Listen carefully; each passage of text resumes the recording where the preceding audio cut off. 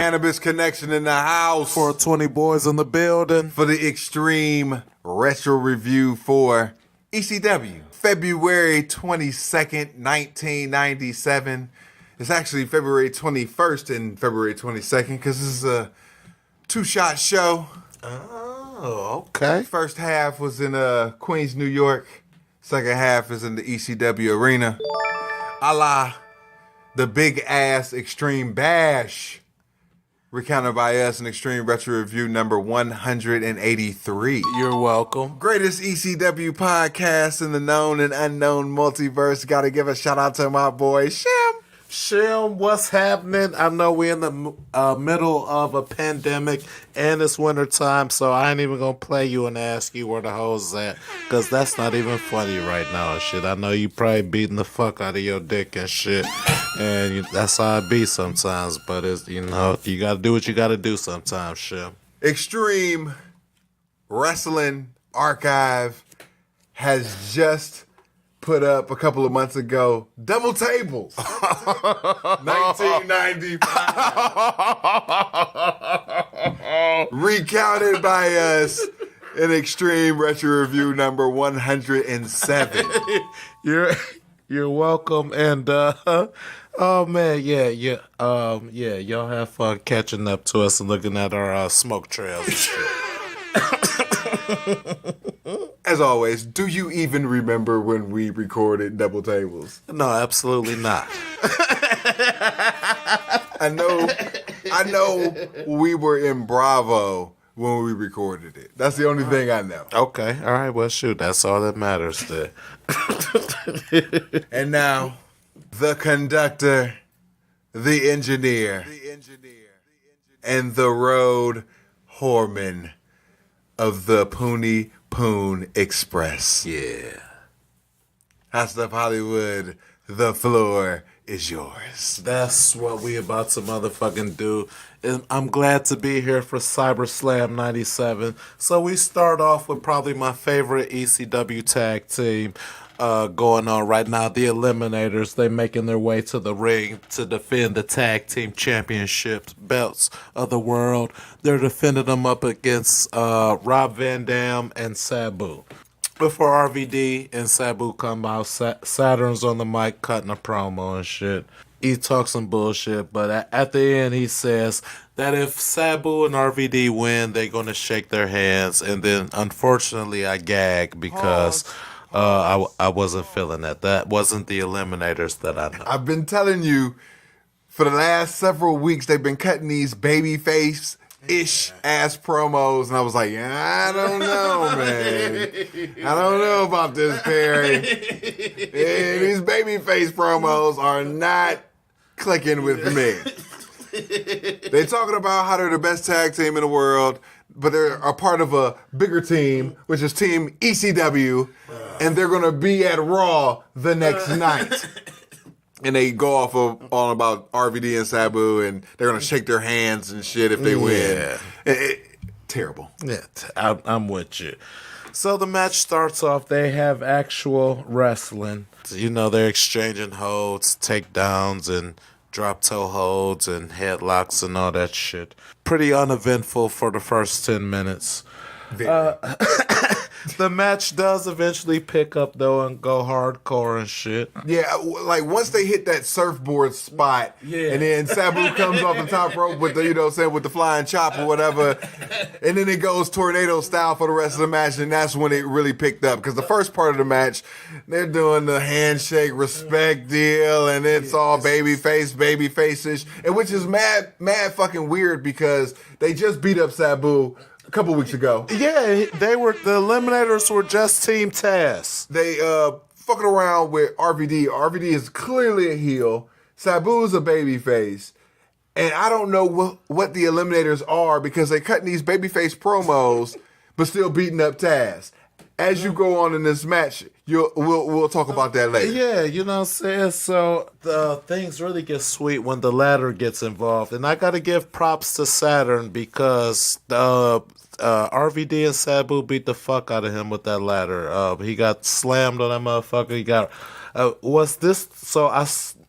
noticed RVD did the Rolling Thunder a quasi Rolling Thunder onto onto Saturn and shit. So I don't know if that was the first ECW Rolling Thunder or not, but it's the first one that I caught, at least anyway. So yeah, Saturn took a ladder to the face and shit.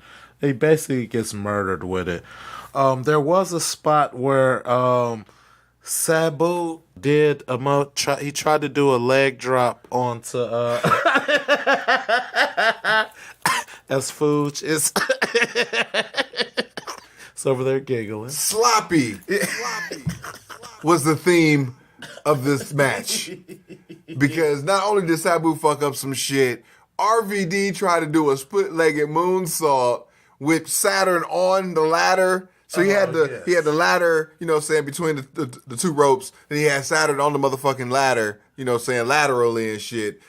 RVD tries to do the split-legged moonsault with like, how are you gonna flip backwards with minimal rotation? Completely fucked everything up. I laughed uproariously. Oh man, and you know that's some great analysis because after the motherfucking wrestling part of shit, got a little sloppy and shit. But ultimately the match ends with RVD, so he gets drop kicked into Sabu by Cronus and shit, and then he gets totally eliminated not once but twice. Were they not the worst total eliminations you've ever seen? Oh my goodness! What did I say? Oh shit! I said unfortunately these were a little sloppy total eliminations, but at least it was total elimination. Even with all the sloppiness, I gave it 3.5. They pulled it out of me, especially after the surfboard spot. They went tornado style because the earlier shit with the tags and the respect and the Malenko Guerrero-esque shit they were doing, it was bullshit. They started doing the flippy flop shit and all the sloppy spots and everything, and I was with it, you know. So I gave it 3.5. Oh yeah, so the post match. Yeah.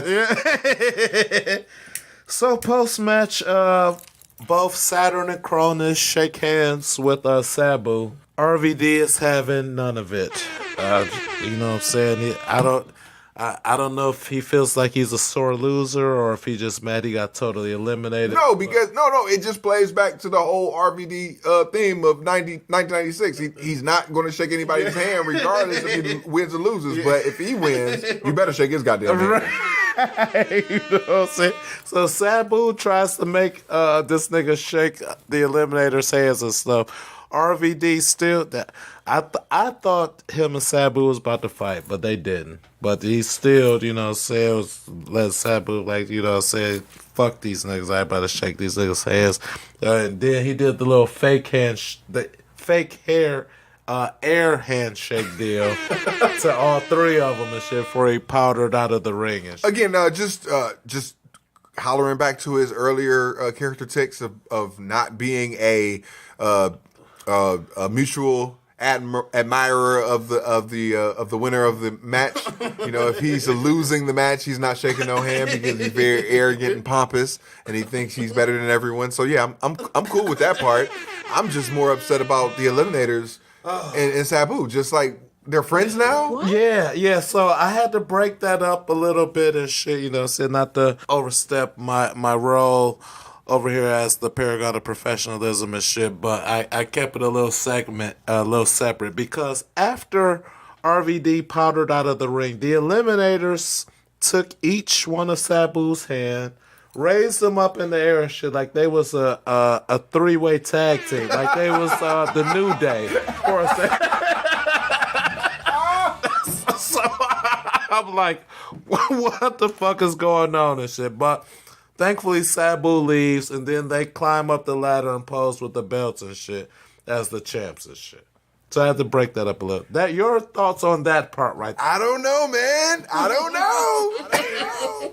All right, so next up, we have Joey in the ring, and he introduces the Pit Bulls. They're the Pit Bulls again, everybody, and not Gary and Anthony for like 30 seconds. Fat Gary comes out. Anthony's doing his terrible Rick Steiner impression. They're like two goofs. Oh man, and but what? And the crowd is super pumped for these motherfuckers. Like I don't know if they've been watching because like it looked like the same crowds to me. So it looked like the same niggas who was there when I saw Gary get his neck shook and shit by Shane and shit as he fell down to the ground as a paraplegic and shit. Was the same niggas who was there that was cheering for him. So that's why I was a little confused and shit. But I gotta give Gary props on this and shit because he had a little burn on Shane and shit because he said Shane told him to stop being Shawn Michaels. And my ears perked up. I was like, okay. Before Joey brings out the pit bulls, he talks about how this is he's formally introducing the show. He's saying that it's the annual internet convention to which the mutants start booing. Fast forward 2020. Mutants. They're all internet fans because there's nobody at the shows. Especially not ECW shows.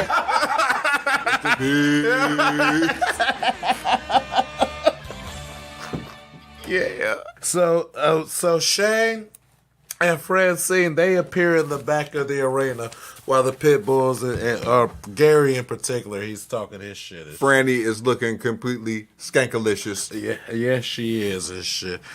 Yeah. So Shane, he didn't appreciate the Shawn Michaels reference. Not one bit. Clearly, you know what I'm saying? So he tells the pit bulls to come and get some, you know what I'm saying? Y'all talking all that shit in the ring and shit. Here I am, just me and my bitch. Come on and get some of this and shit. So they marched they dumbasses back to the ECW arena shit. Food, I saw you wanted to hop in. What's on your mind, my brother? I'm thinking to myself, as he's spilling this profanity-laden tirade, talking about Gary, talking about Anthony, bringing him back to the back. He'll face him one versus two. I said, wait a minute, Francine's there. Yeah, right. So at the very least, it's 1.5 versus 2. But then I still started thinking about it. I said, wait a minute. Gary has a neck like a stack of dimes. Yeah, right. So it might be quick. It might be 1.5 versus 1.5. These two yutzes waddle their way to the fucking Eagles nest. Shane beats up one with a crutch. Triple Threat comes out, beats up the other one. They get beat up. 3 on 1.5.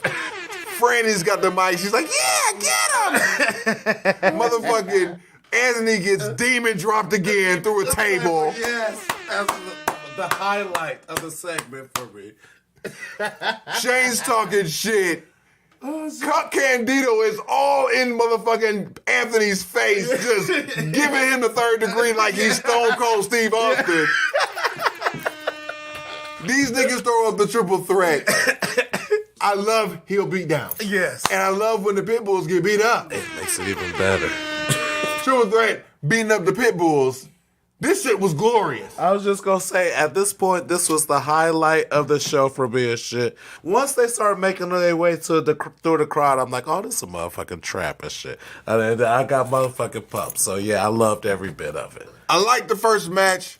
The segment was awesome. So I'm like, oh man, we rocking and rolling on Cyberslam 1997. And then all of a sudden, Parade of Jobbers come out. Yes. So speaking of Parade of Jobbers, Tommy Rich is in the FBI now.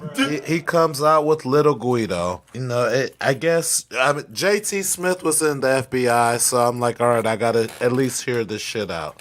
See how it makes sense and shit.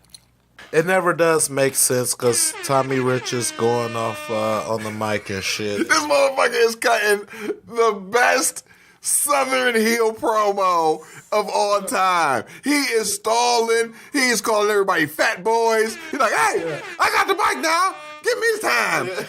Oh, I am I am cracking up. This motherfucker has a Hard Rock Cafe jean jacket on. Takes off the Hard Rock Cafe jean jacket. This motherfucker has a vest with a Hard Rock Cafe t-shirt on. I said, holy shit, this motherfucker has the whole Hard Rock Cafe fit on. It's like the motherfucker came to Philadelphia, lost his bags. Went to the Hard Rock Cafe In the airport, bought the entire fucking fit with his draw money. Oh shit, and they gonna talk shit. Oh shit. And all that was fine and dandy. Excuse me. I'm motherfucking weak, got me choking. But yeah, all that was fine and dandy. I was just confused as to what he was doing with Lil Guido and shit. And then I didn't know who the jobber was that they were facing and shit, unfortunately. Even though apparently this wasn't the first time that I've seen this motherfucker, because I went through my notes and I've seen the name Chris Chetty a few times before and shit. So yeah, so it's motherfucking Guido against Chris Chetty with Tommy Rich, Newly, and the FBI. The rookie, Chris Chetty. Like, okay, so Paul Lee is lauded as this creative genius. Right. He has crafted Raven Dreamer, Right. Raven Sandman. For sure. He's doing this Taz Sabu deal. It's shaping up to be good so far. The rookie, Chris Chetty. The Ricky Chris Confetti. The jobber, Chris Spaghetti.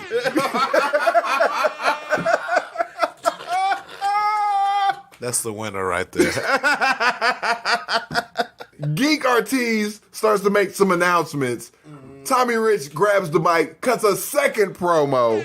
I have no idea what he's talking about. Guido and Chetty have a decent match. It's completely laid out and formulaic. So you've idiot-proofed this match.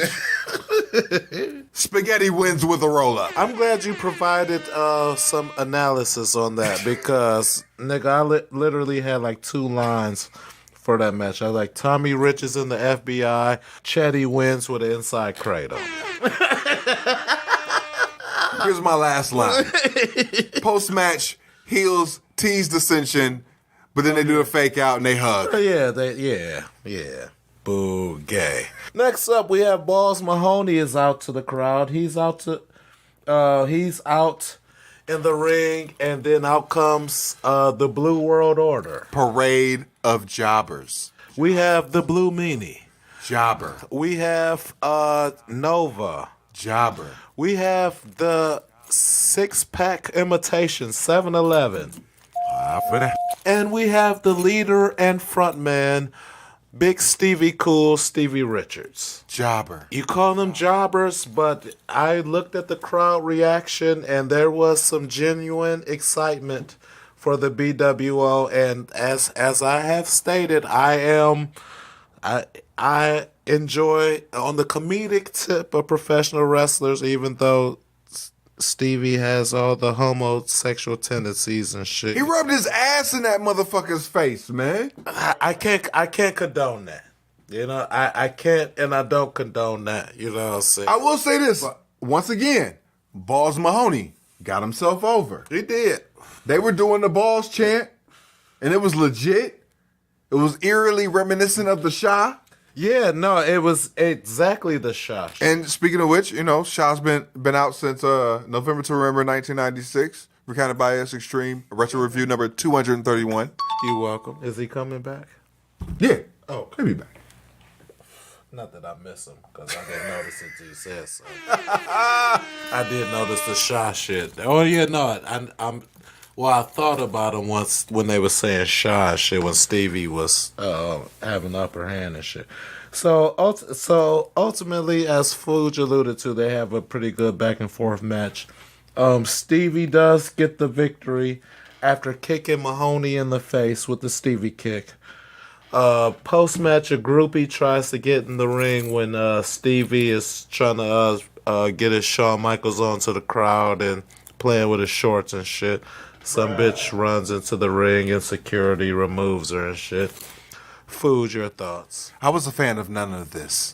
No? None.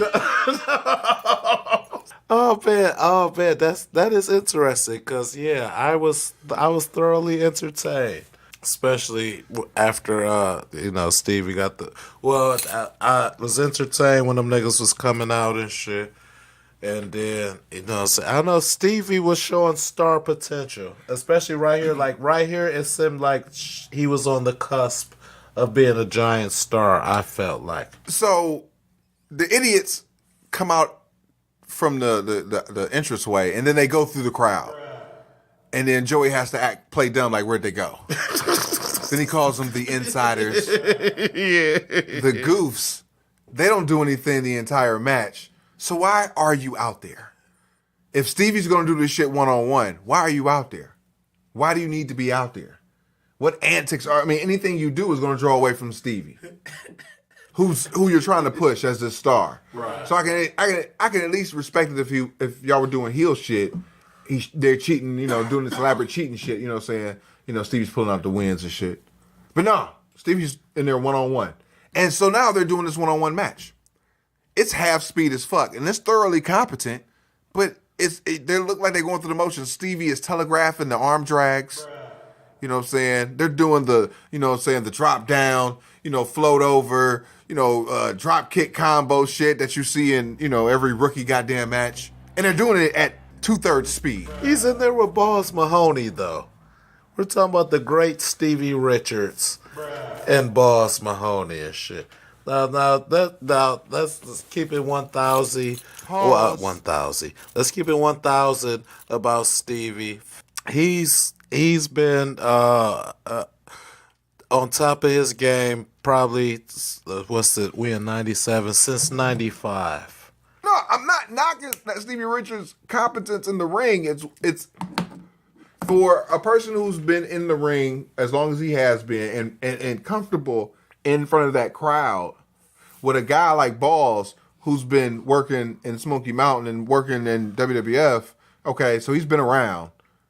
They should not have had such a slow-paced match for what they were doing. In the early part of the match, everything was very telegraphed. By the time the finish came, I knew Stevie was going over.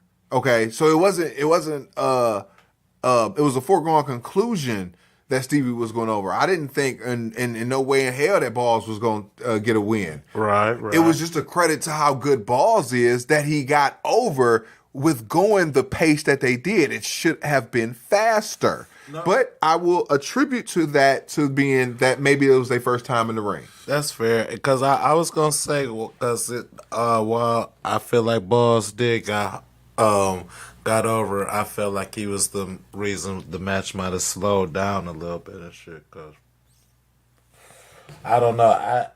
I felt like Stevie was waiting on Balls on certain areas. You know what I'm saying? So well, that's fair because he was waiting. But in the art of professional wrestling, it's like, okay, if you got to make up for somebody's inefficiencies or deficiencies, and in this case, Balls being so goddamn slow, do something else. Are you not able to think on your feet? Now, granted, you might have been in the business 3-4 years at this point, so maybe you haven't developed that yet. Maybe you could look at, as a 20-year vet, he's looking back at those ECW matches and going, "Ooh, I should have did this." Yeah. You know what I'm saying? And, hindsight is always 20/20. For sure. So whatever. Next match.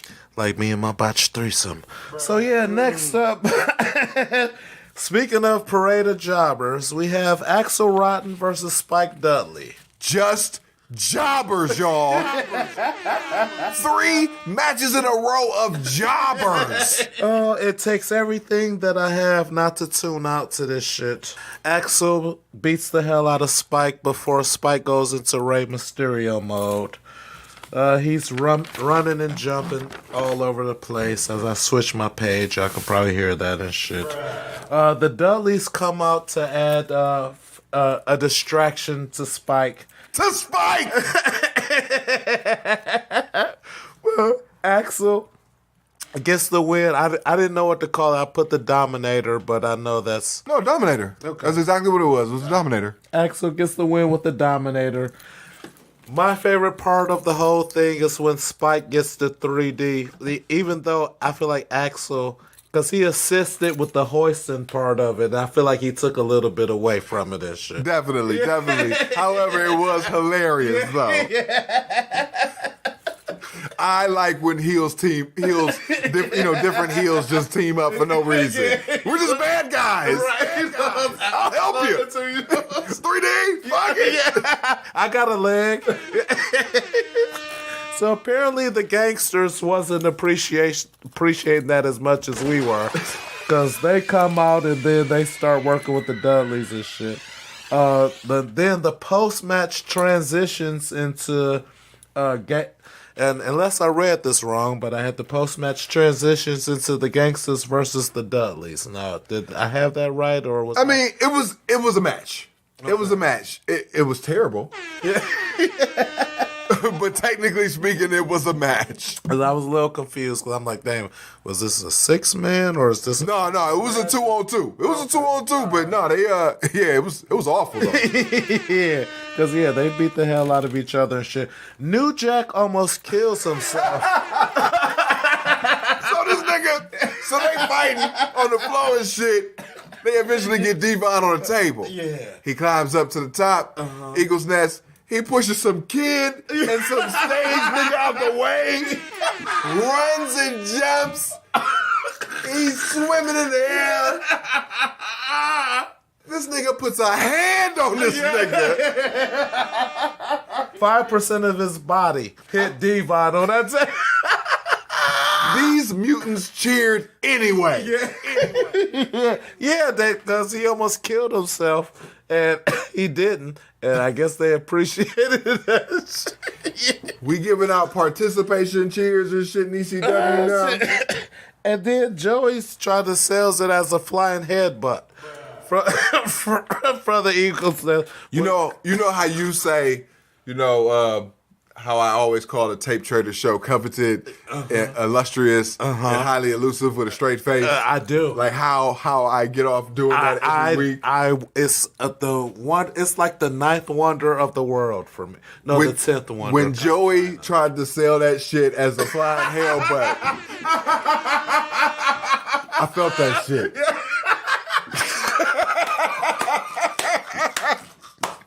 With a straight face. Yeah.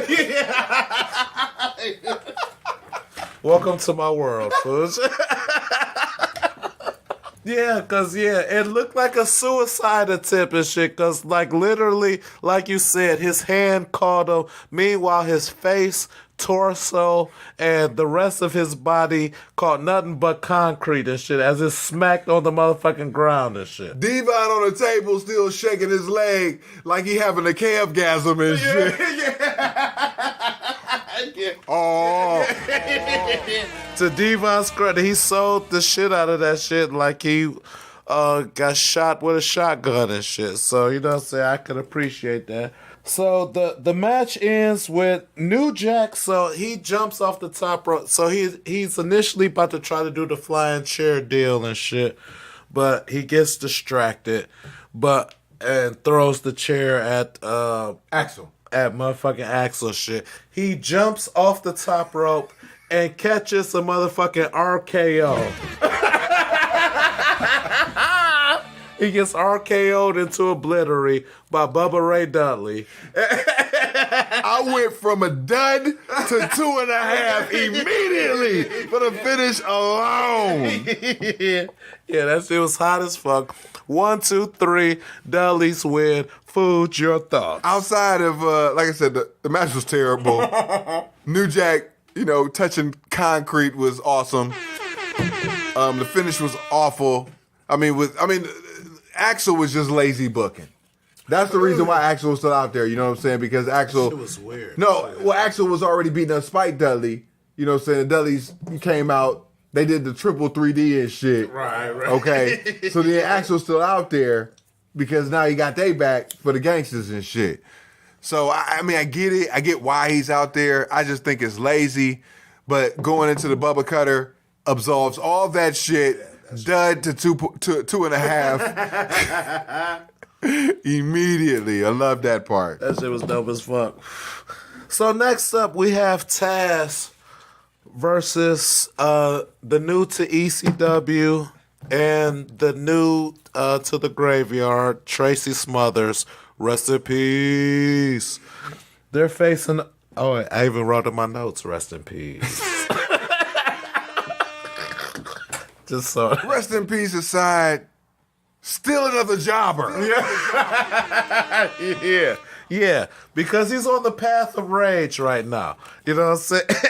And it was an extended squizzash because Smothers, so he tries to have a little fight, but he goes down on the path of rage. You know how it goes. T-bone Tazplex into the Kata Hajime.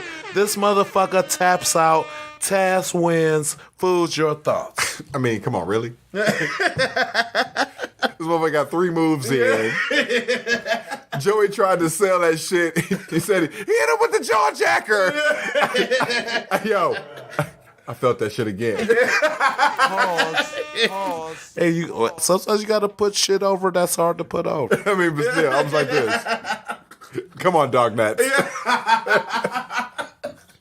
Come on, doggy dog. You know what I'm saying? It's a jaw jacker on Taz. You know what I'm saying? Who cares? Joey. The geeks. Jim Cornette.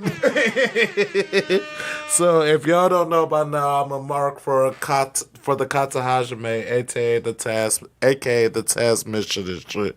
So next up, we have Raven. He's out with the real American badass Brian Lee. He's on loan from the Triple Threat and shit. As well as the undead bulldozer. Oh yes, can't forget that as shit. You know what I'm saying? He's out to face. Oh well, they're out together. They're a team, as a matter of fact. They're going to face Tommy Dreamer and the person that I hate with the most intense feeling, and like with every ounce of my body. Like I don't know how many molecules that I have in my body and shit, but like whatever the minimum is required to keep me alive and shit, those are dedicated to keeping me alive, and then all the rest is dedicated to me hating Terry Funk and shit. Like every free molecule that I have, every free ounce of my being for the 0 subscribers, I'm clutching my chest right now, because if Terry Funk was in front of me right now, I would just headbutt him right in his nose and shit and just watch him bleed. He probably wouldn't die because he has that. So this match is going on, and like I just like every time Terry Funk is facing somebody, like I just root so intense. Like I was never a Tommy Rich fan in my life until he fought that nigga a couple weeks ago and shit. So I'm rooting for Raven and Brian Lee. I love this match because like I like this is the closest that like I watched Shane recreate the multiverse, but watching Brian Lee beat Terry Funk I'm skipping ahead. Yeah, fuck all that shit. To the part where Brian Lee is beating Terry Funk repeatedly in the head with an aluminum garbage can, just like douche. And Tommy is like, Terry's beat the fuck up to the point where Tommy's trying to save him. He's Captain Save-A-Ho and shit by this point and shit. And he done got hit in the head a few times and shit. And Brian Lee just still teeing off on this motherfucker with his chest. And I'm like, yes, my eyes just getting bigger and bigger with each blow to the head and shit. Pause. And Terry Funk has that wild-eyed look in his eyes and shit. Doesn't know where he's at and shit, and he's like this close. Like I have my thumb and my index finger separated by 3 inches roughly and shit. That's how close we were to being done with Terry Funk. But this is why I need to win the trivia championship, and we need to strip Mad Jack Slater of the Name Game Championship so I can go ahead and do what Shane Douglas couldn't do, or what Brian Lee almost do, and eradicate Terry Funk from the multiverse once and for all when I unified the championships at motherfucking Street Smart Audio 300, but that's neither here nor there. But Terry Funk almost died right here, and I loved every second of it. Just real quick, I should probably say what the finish was and shit. Oh no, there was no finish and shit, because ultimately they just dragged Terry Funk out because he was just beat the fuck up. And they were trying to save him from a further beating. So what, no contest or... From the notes. If Funk pins Raven, he gets a shot at the pay-per-view. Oh, that part. Oh, yeah. I forgot about that part. Putz has never beat Raven in anything, to include 2 years of Extreme Championship Wrestling. So there's no tricks right now. Pin me right now. Easy fucking psychology. Because if Tommy Dreamer pins Raven, Terry Funk doesn't get his shot at the pay-per-view. Tommy Dreamer, being a putz, is fighting over it. Oh my God, what should I do? They have this fucking fight, whatever. They brawl in the crowd for a bit. I said, if I'm putz, I never go near Brian Lee. Because he's going to kill you. If he's smart. Funk and Raven are in the ring. Raven with the mic and he's talking shit. Funk gets on the mic, and he gets the upper hand. The heels separate Putz, and they isolate Funk with multiple trash can shots. Raven's yelling, finish him off. Putz is trying to cover Funk and take the shots, but Funk will not stay down. Terry Funk's refusing Tommy Dreamer's help and pleads, and he's refusing Tommy Dreamer's help. He's refusing Tommy Dreamer's pleas to give up. Damage control comes out as the heels both hit the martyr pose. Terry Funk gets dragged onto a stretcher. Funk starts flailing around, and I see Beulah with some boy shorts on. Nice.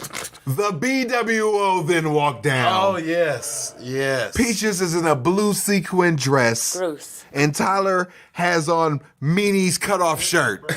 Stevie's pissed at the heels. He gets punched and choke slammed after teasing the Stevie kick. Yeah, because Raven dared him to super kick him and shit, or Stevie kick him and shit. The crowd then yells for Sandman. Peaches gets in the ring. She gets slapped and DDT'd. Yeah. Tyler then powders to go get help. And he got, of all people, Tommy Dreamer. Why? Why? This kid is an idiot. Tommy Dreamer then gets in the ring. He gets chokeslammed. Tyler powders again and comes back with his dad. Sandman cleans house. Mullinope slides in for no reason and counts the pin on Raven, DDT'd by the Sandman.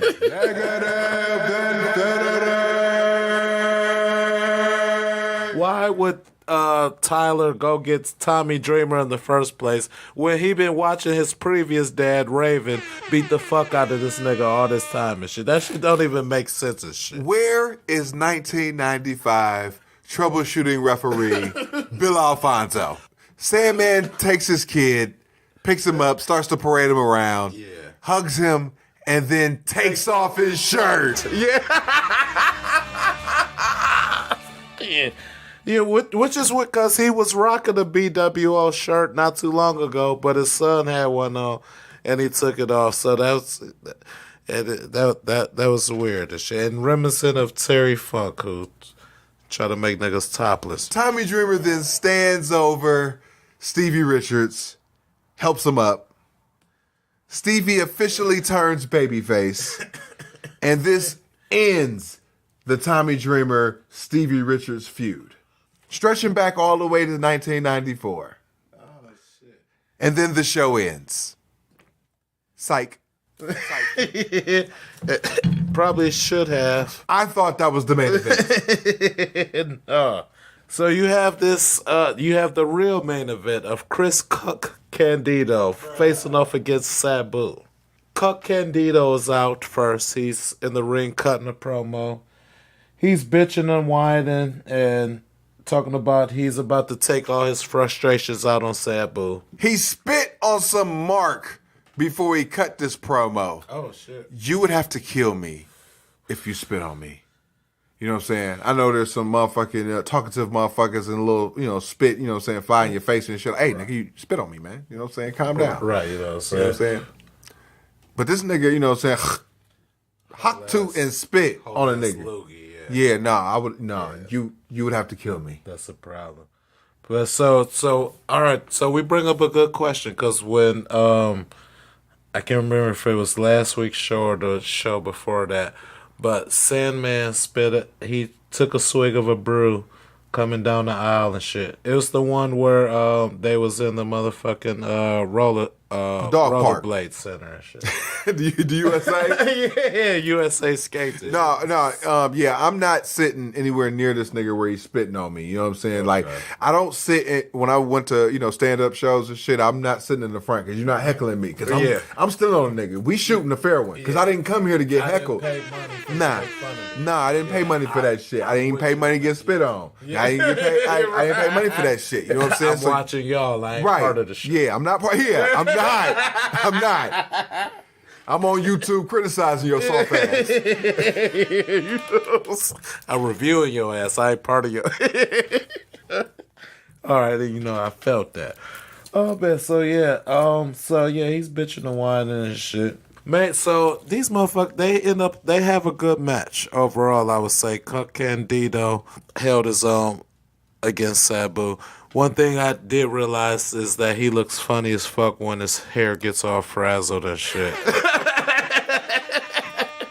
Trying to think of a motherfucking adjective since Thursday when I watched this shit to describe how he looks when his hair is all fucked up, but it's just hilarious. But anyway, Sabu wins with the motherfucking So he jumped off a chair, jumped onto the literal top rope, not the top turnbuckle, but the rope itself. Dropped a leg drop onto Candido.